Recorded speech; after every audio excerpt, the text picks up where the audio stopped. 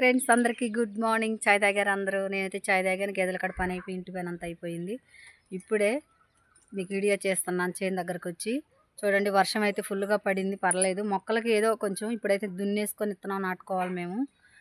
ఎక్కడ పొలాలు అక్కడే ఇవ్వండి. మొక్క వేసిన వాళ్ళకి మాత్రం బాగా ఇబ్బంది పడ్డారు. ఇప్పుడు దాకా వర్షం లేక నాటిన విత్తనం బతక్క మొక్క అయినా ఏదైనా కానీ రైతులు చాలా నష్టపోయారు. ఒక వరుస అయిపోయినట్టే మళ్ళీ రెండో వరుస మళ్ళీ తీసుకొని నాటాలి.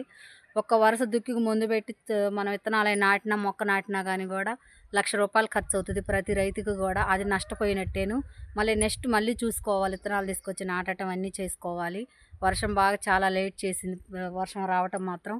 అందువల్ల పొలాలన్నీ అయితే చాలా దుక్కులైపోయి ఉన్నాయి. వేయనోళ్ళకైతే పర్లేదు, వేసిన వాళ్ళకి ఒక వరుస అంతా నష్టం వచ్చేసింది ఫ్రెండ్స్.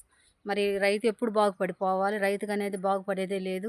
ఎక్కడికి వెళ్తానికి కూడా కుదరదు. సాగుకైనా దినానికైనా పెళ్ళికైనా పేరెంటాలకు దేనికైనా సరే కూడా వెళ్తానికి ఉండదు. ఒక రైతు కష్టం అనేది మామూలు విషయం కాదు.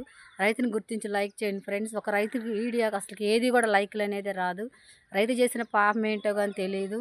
అలాగే గేదెల కాడ చేసుకుంటా రైతు పని చేసుకుంటూ ఇంట్లో పని చేసుకుంటా వచ్చి మేము ఇలా చేసుకుంటా ఉన్నాం. మాకు కూడా లైక్ చేయండి ఫ్రెండ్స్, సబ్స్క్రైబర్ చేసుకోండి, కామెంట్ చేయండి మంచిగా. బాయ్. మరి అందరు బాగుండారా? మీరందరూ బాయ్.